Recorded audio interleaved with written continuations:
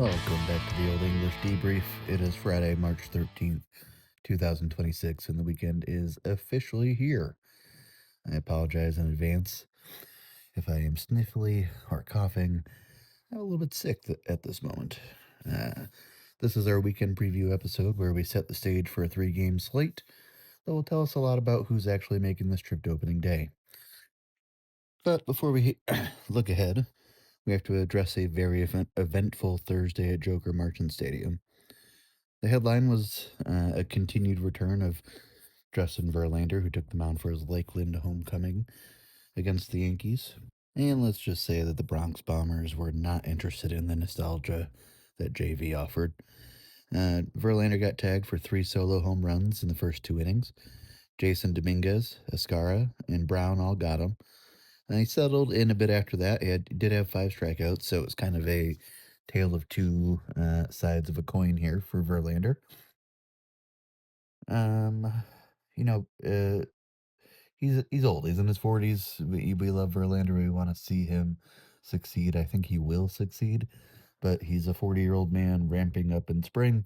These things are going to happen. I'm not too worried about it. The ramp up is definitely real. We also had a collective heart attack when Spencer Torkelson was hit by a pitch in the forearm. Thankfully, that news is good, and it's just a contusion. And in fact, he did play 7 innings yesterday. He did go 0 for 3, but the fact that he was in the lineup was the biggest win of the week by far. And then on the offensive side, Zach McKinstry continues to show why he won that Silver Slugger Award last year. He launched a 2-run homer in the 5th that brought the Tigers within 1, but we ultimately fell 4 to 3. Like I said, Verlander gave up 3 bombs in the first 2 innings. What do you think on that? My take is just that he's ramping up and he's an old man, and it's just going to take some time for it to get that velo up. So what do you think? Is it a veteran getting his work in, or are you starting to check that radar gun with a bit of concern? Go ahead and let me know in the comments. And since March 10th, the vibes at the clubhouse have been a mix of professional business and high-stakes tension. Tarek Skubal made a tough decision to leave Team USA in the World Baseball Classic. Skubal was incredibly transparent in a way that we don't really see professional athletes get these days. On his departure from the World Baseball Classic, he said, "I totally misread how I would feel, and that's what made this decision tough." And he said, in fact, that he's not at peace with it.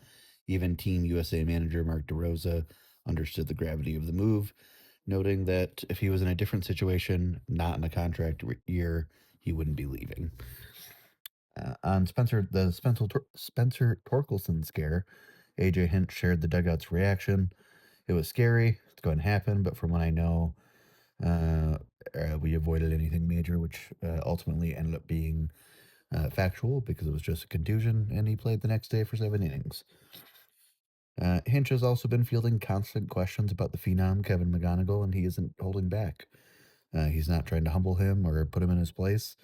In fact, he compliments him quite a bit. He says he's very impressive to be able to go up with a game plan and execute it.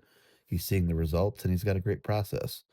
And of course, Justin Verlander, the legend, summed up our team ambition perfectly by saying to have the opportunity to be back here and be on a World Series caliber team, like, hey, we can win it all.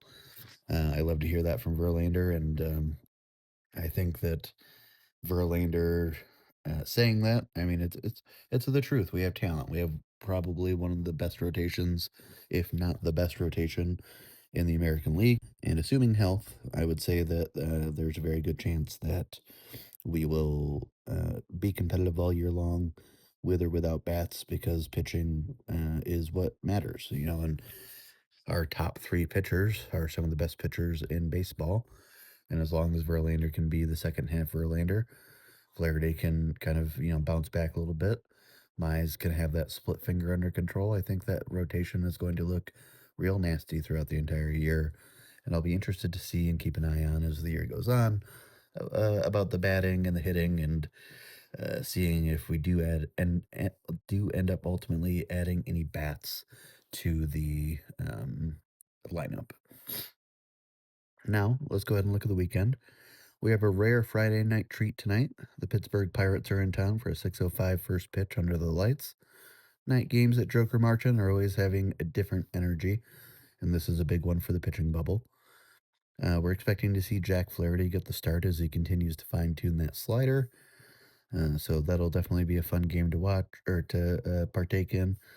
Not a lot of games are being televised during the spring, but StatCast and Baseball Savant is your friend if you can't listen to or watch the spring games.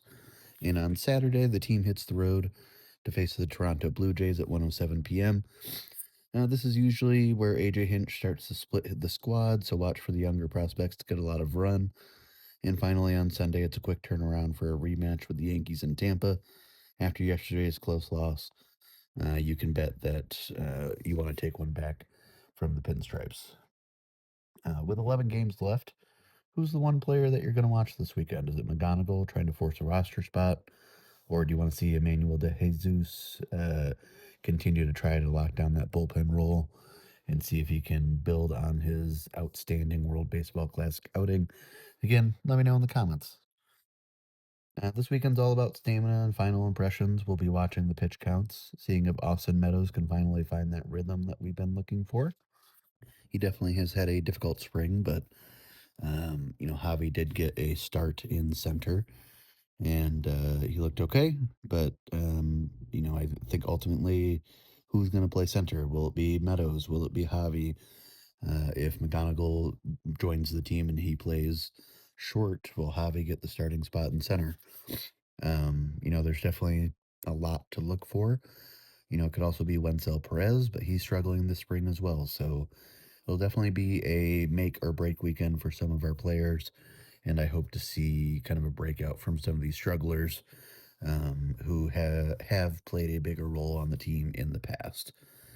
So let me know which player you're going to be watching for the weekend 3-game slate. And we will be back Monday. This has been your weekend preview for our Tigers question of the day. Like I said earlier, after seeing JV struggle a bit against the Yankees bats, who would you trust to start game 2 of the regular season? Verlander or Framber Valdez? Drop your answer in the Spotify comments. And make sure that you're following the Old English Debrief over on YouTube for the audio-only versions if you prefer to listen on YouTube. And hopefully on Monday I'm feeling a little bit better and won't be so clogged up. Fingers crossed on that. But until then, be kind to each other and go Tigers for life.